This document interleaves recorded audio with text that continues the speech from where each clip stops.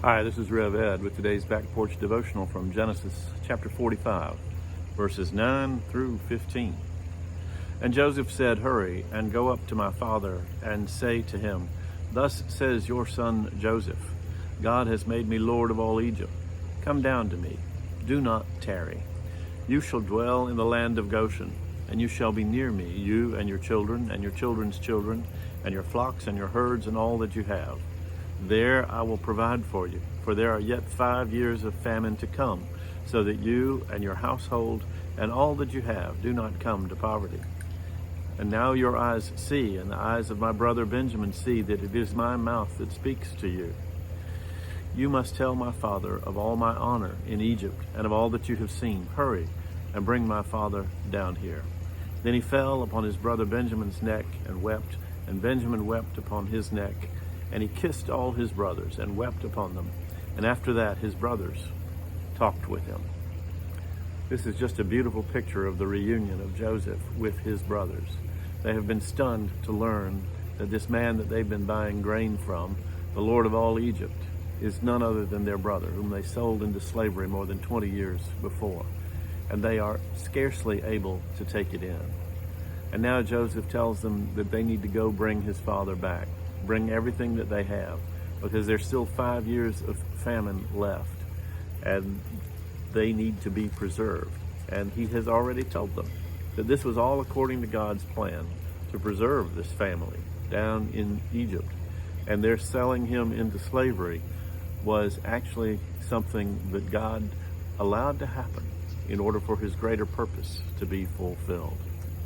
And so the writer of Genesis goes on to tell us that when Pharaoh heard about this plan, he was delighted. He was thrilled that Joseph had been reunited with his brothers, and he ordered his servants to load up wagonfuls of provisions and goods and money and other things that they would need for the journey, and as well as just gifts to take to Joseph. And Joseph's brothers load up all of this stuff, and they head back to Canaan, and they meet up with their father. And at the end of this chapter, here's what it says. "So they came up out of Egypt and came to the land of Canaan to their father Jacob. And they told him, 'Joseph is still alive, and he is ruler over all the land of Egypt.' And his heart became numb, for he did not believe them. But when they told him all the words of Joseph, which he had said to them, and when he saw the wagons that Joseph had sent to carry him, the spirit of their father Jacob revived. And Israel said, 'It is enough. Joseph, my son, is still alive. I will go and see him before I die.'" You know, it's interesting. When the brothers sold Joseph into slavery all those years before, and they told Jacob that terrible lie, Jacob believed it. And now they've come and they have told him the truth, that Joseph is still alive, and he doesn't believe it. But when they tell him what Joseph actually said, and then when they show him all of the gifts and the provisions and the abundance of stuff that Joseph has sent back to them, Israel believed. Jacob believed. He heard the words of Joseph and saw the gifts that Joseph had sent, and it registered with him. And he said, "It is enough. I will go to see my son." And you know, this is a picture for us of how we come to faith.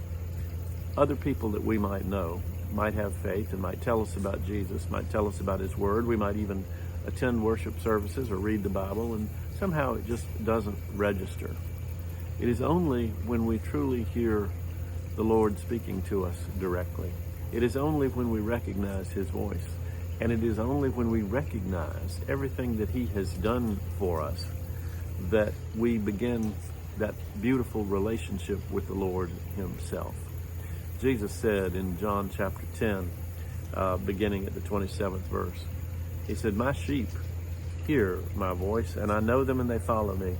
I give them eternal life, and they will never perish, and no one will snatch them out of my hand." You'll remember that after the resurrection, Mary Magdalene had gone to the tomb ahead of the others, and she is standing there weeping because the tomb is empty, and she sees somebody that she thinks is a gardener.